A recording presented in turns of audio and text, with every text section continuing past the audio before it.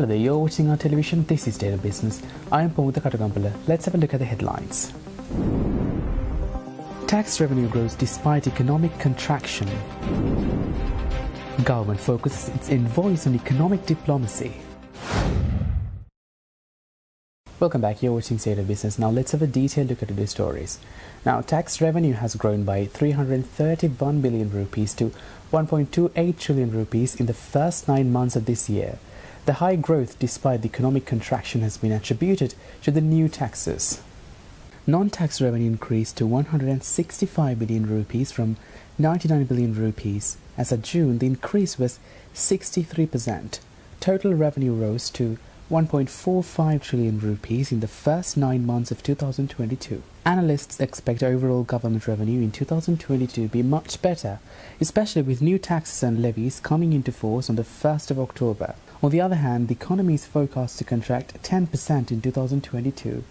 GDP contracted by 11.8% in the third quarter on the back of an 8.4% negative growth in the second quarter. In November, estimates for 2022 were revised, with tax revenue at 1.85 trillion rupees and non-tax revenue of 232 billion rupees, bringing total revenue to 2.08 trillion rupees. As for the medium-term fiscal stabilization program, the government aims for a revenue goal of 15% of GDP by 2025. In 2023, the budget targets a tax revenue of 3.13 trillion rupees within a total revenue of 3.4 trillion rupees from 2022. During the 9 months ending in September 2022, overall budget deficit declined to 1.24 trillion rupees.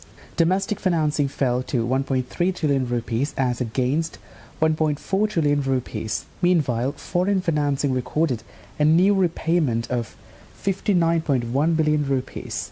Outstanding central government debt rose to 24.94 trillion rupees, while total outstanding domestic debt amounted to 30.34 trillion rupees. The rupee value of total outstanding foreign debt amounted to 11.6 trillion rupees. Meanwhile, the Ministry of Foreign Affairs recently conducted an orientation program for 40 newly designated heads of Sri Lanka missions abroad. This included 2 heads of posts appointed by President Ranil Wickremesinghe. Those appointed are due to assume duties shortly.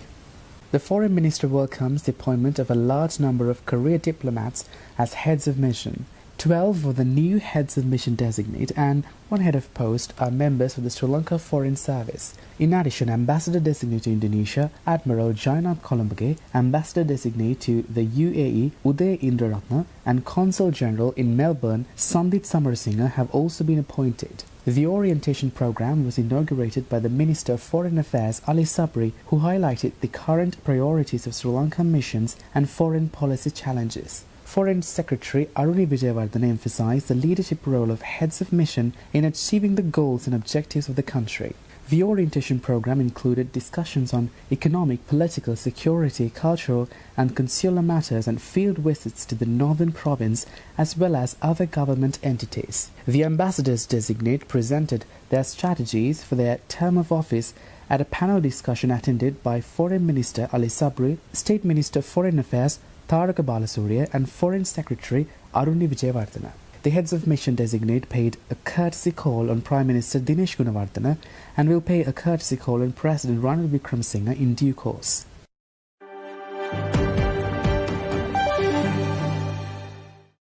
Now, Prime Minister Dinesh Gunawardena in his meeting with newly appointed envoys called for innovative diplomacy aimed at boosting exports, tourism and investments. He said that traditional diplomacy has changed and today's top priority is economic diplomacy.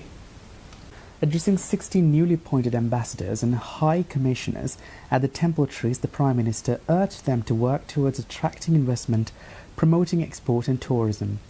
The envoys are to also enhance the image of Sri Lanka as a non-aligned neutral country with friendship towards all. Referring to the unprecedented economic challenges and debt restructuring, the Prime Minister asked Sri Lanka missions to work on investments, joint ventures and bilateral partnerships. These focus areas will help Sri Lanka increase production, exports and develop rapidly rather than depending on aid and loans. He asked the missions to work in close cooperation with the expatriate community and their associations to obtain more investment, employment opportunities and development assistance. Pointing out that Sri Lanka is making a rapid economic recovery, he said friendly nations could cooperate with the nation's efforts to be self-sufficient in food and develop agriculture, industry, IT and tourism. Prime Minister Gunawardena asked the envoys to extend their full cooperation to the investment and export promotion committees established by President Ranil Wickremesinghe. Two of the new envoys who took part in the discussion were from the Sri Lanka Overseas Service.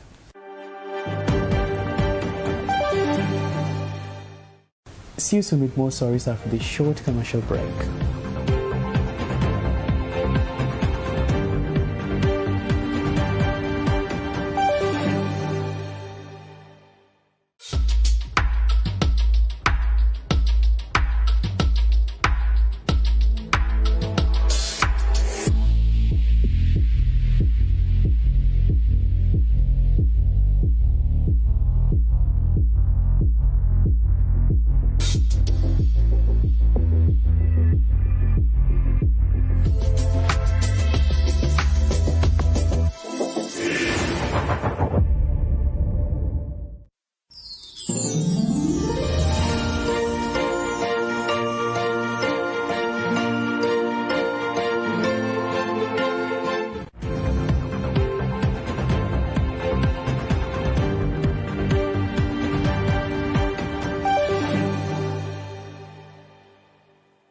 Welcome back here with State of Business.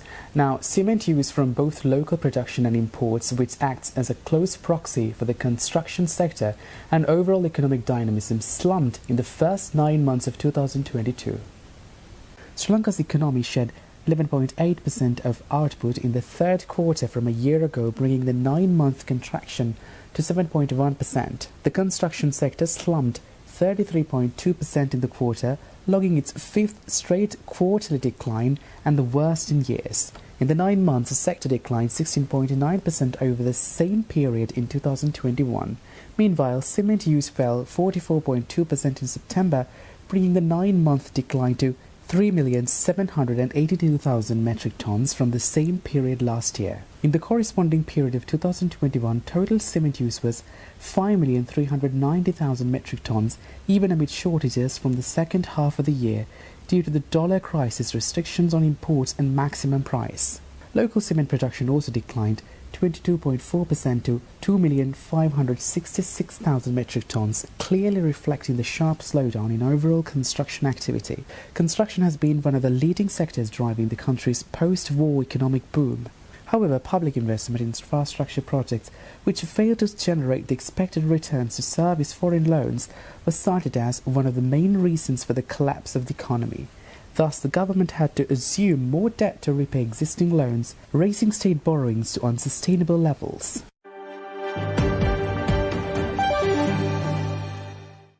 Sudden deaths due to cardiac arrest has become one of the leading causes of deaths in Sri Lanka. Cardiopulmonary resuscitation, or CPR, and an electric shock to the heart from a defibrillator during a cardiac arrest provides a 50 to 70% chance of survival. An automated external defibrillator, or AED, is a device made for non-medical personnel to deliver an electric shock to a patient in an emergency. At the request of the College of Anaesthetists, Hemart Surgicals and Diagnostics Private Limited donated a Nihon Cotton AED to the Bandaranaike International Airport, which receives around 1.5 million passengers every year. The Nihon Cotton AED can be used by everyone with a basic training in CPR and AED usage. The device is fully automated and gives voice commands, allowing anyone with basic training to operate it. The machine has 2 pads which, once pasted on the patient's chest, it will analyze the ECG rhythm and give voice commands to direct the operator. If shock treatment is needed, the machine will prompt the command and charge itself within a few seconds to deliver the shock to the patient's heart. There is no space for error, as the commands from the machine are based on the analysis of the patient's ECG. Training programs for the general public on CPR and AED usage have been conducted by the College of Anaesthetists and Intensivists of Sri Lanka, commencing from the World Restart a Hard Day since October 2022. The staff of BAI will also undergo similar training to be well equipped in handling a cardiac arrest situation at the airports.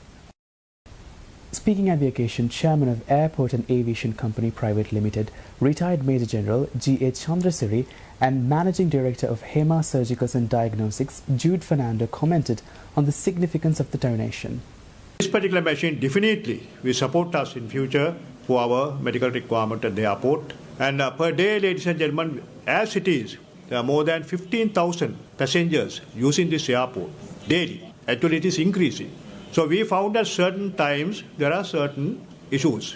And most of the time our medical officers, they know how to tackle it. Otherwise, we take them, as you said, take about 8-10 minutes for the ambulance to come. Then we take them to Nigambu Hospital most of the time. So when we have an equipment like that, definitely it is going to support us in all our future endeavors. When this was brought to our notice, we were quite keen and we were happy to be part of this donation, because we realized that as a premier gateway to Sri Lanka, we felt that if you can up the standard of this airport as a passengers help and passenger safe airport, that will also facilitate our effort in improving and increasing the tourism in this country. If such machines can be installed in most of the public places where a lot of people patronize, that will certainly help in saving someone's life. So I call upon all the corporate sectors to invest behind this technology in your offices, in your factories. So, and also with the help of the doctors, they can be given a training to how to save life. And if you also can join together to have some of those units in the public areas, I'm sure we can be part of to save someone's life.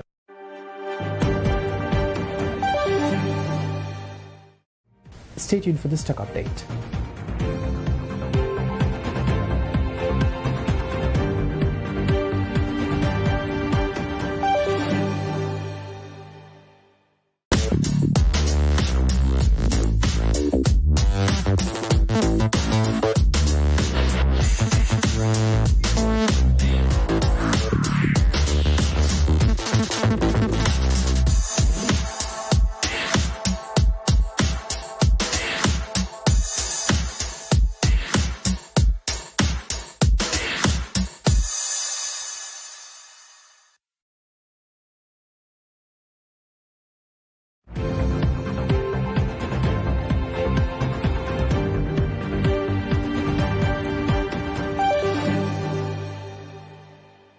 Welcome back, you're watching State of Business, and now the stock update. Trading at Colombo Stock Exchange ended on negative notes today. The OSHA price index dropped 41.28 points to close at 8,411.42, and the S&P SL 20 dropped 24.56 points to close at 2,631.03. The turnover was 0.8 billion rupees and over 47 million shares were traded. Coming up next are Forex rates.